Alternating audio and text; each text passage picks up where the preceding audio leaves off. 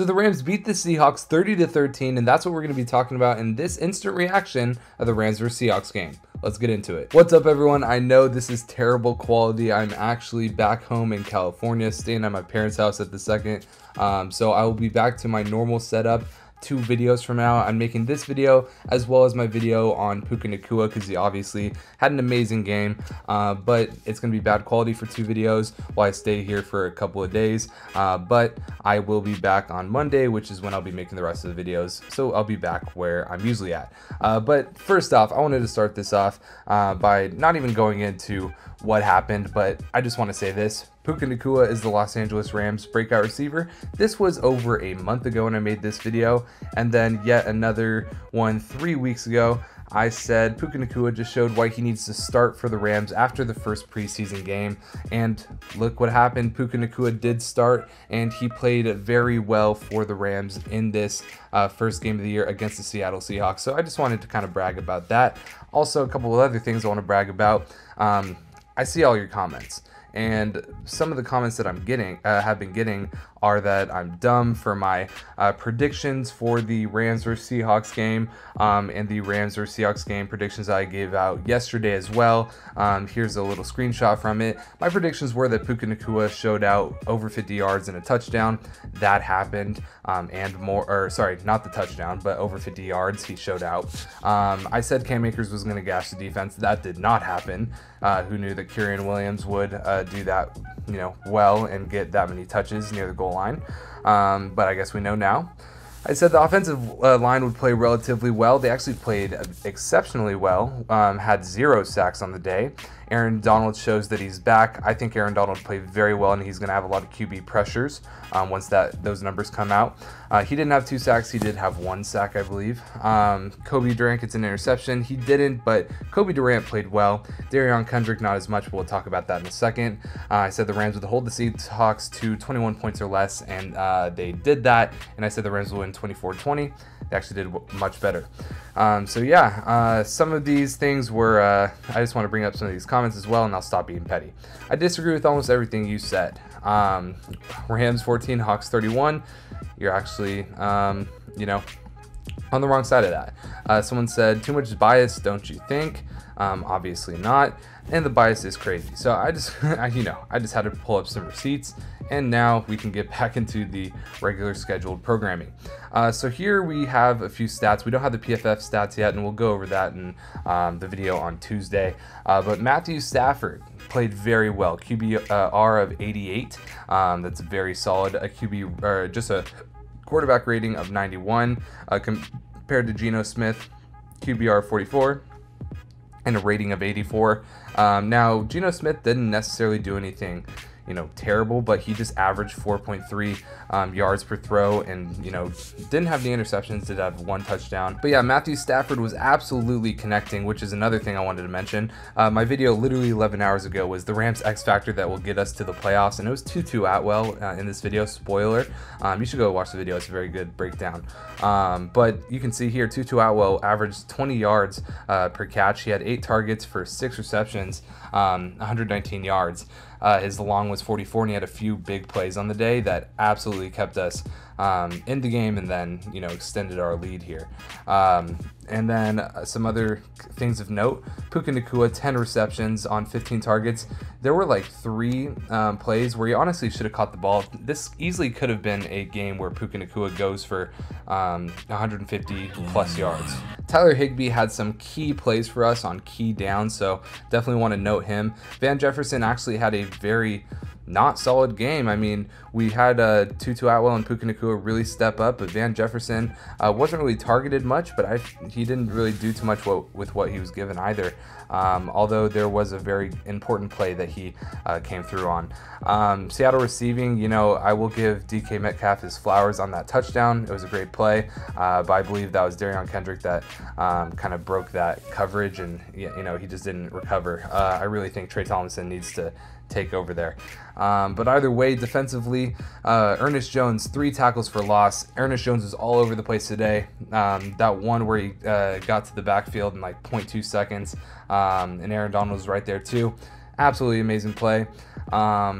You know, Byron Young showed that he was actually a very solid player today. He had half a sack with Aaron Donald. Michael Hoyt had half a sack, and Kobe Turner had half a sack. You know, Ernest Jones was probably my, breakout player today. Someone that I expect to do amazing things. Christian Roseboom played pretty solid in my opinion as well. You know, Bobby Wagner's always going to kill it. He had 1 tackle for loss and 19 tackles, but when your linebackers are getting that, 19 tackles, that is a lot. But either way, Brett Maher could have done better in the beginning, but really stepped up and made his last 3 field goals after going 0 for 2 to start. So I'm totally chilling with that. And only 1 punt from Ethan Evans, that's what we like to see. So that's it from there. In terms of an incident analysis from another perspective, I just kind of like to pull these up. Not only did the Rams beat the Seahawks, but they outgained them yardage wise on a sizable margin. Karen Williams, I know I'm not saying that name right. Listened to it all day today too, but it's been a long day.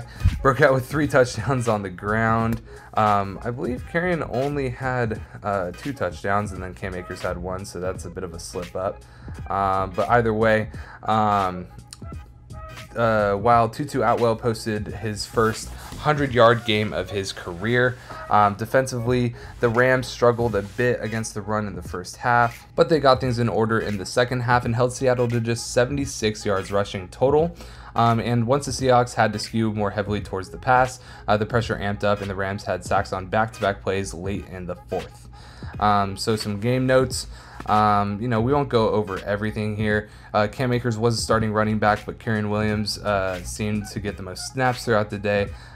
He was basically, Cam Akers was in at the start of drives and on first downs, and Karen Williams was in on the more goal line and then also later in the drive. So if that's how they're going to be doing it going forward, Cam Akers is really not going to be a good fantasy play. The Rams went 16 plays and scored a touchdown on the first drive of the game, capped off by Williams' first career score, and the longest Rams opening drive in the last 23 years. So yeah, basically my thoughts on the game. Puka Nacua, Tutu Atwell very much stepped up. I'm not as scared as I was about our receiver room and how the offense is going to score. That's clearly not our problem, and honestly, we don't have too many problems at the moment, other than maybe in the secondary against some better teams. But overall, I think that the Rams played extremely well on offense. I think we played well on defense, especially in the second half when we were holding them to like 10 yards within the third quarter. I might be a bit tough on the secondary. It's just a bad look when Darius Kendrick gave up that touchdown to DK Metcalf. And there was a few different kind of slip ups here and there with some penalties. Whether or not they were really penalties, that's still to be said. But at the end of the day, Aaron Donald in this play was absolutely amazing. Just bull rushing, boom. Him and Michael Hoyt combining for the sack, absolutely great. Their 3 stars of the game: Puka Nacua, Tutu Atwell, and Matthew Stafford. I would even throw in Ernest Jones personally, but I thought that we played very well. Here's some of the different people. Here's some of the different analysts reacting to the Rams win, or just people on Twitter. The Rams are blowing out Seattle in Seattle. First downs this half, 15-1. So this guy said people are sleeping on Stafford and the Rams. Wow, that's all I have to do to get on this is have 3 likes. Wow, that's crazy. Gino One's week stat prediction versus the Rams: 305, 4 TDs, Seahawks win. That did not happen. This person said, biggest Rams takeaway on the day: they won't be in play for the #1 pick. Stafford looks great. Puka Nacua is definitely real. Offense should be solid all year barring any more injuries to call them solid. And then Van Jefferson. Yeah, Van Jefferson didn't get off to a good start, but we'll see what happens in this next game. It's still early in the season. Almost like the Rams aren't some bottom 5 team. Matthew and Stafford and McVay give you a high floor. And that's exactly what I was saying. This isn't even a floor game. This is a mid-tier game too. It's funny how much better the Rams are than the Seahawks team. The second half of this game provides all the context you need. It's time of possession, total yards, third down conversions. Rams won every category. Yep, exactly. I whiffed on that one, and this is someone that you guys can all probably relate to. Everyone called me crazy. Even Rams fans were saying, like, why are you so excited about the Rams? Dude, everything that we saw today is why I'm so excited about the Rams. But that's pretty much all that I have for you guys today. I hope you guys enjoyed the video. Sorry about the quality, and I'll try to get you guys some more in-depth PFF grade stuff on Tuesday. Tune into the video tomorrow to hear my thoughts on Puka Nacua, and I'll see you guys in the next video. Peace.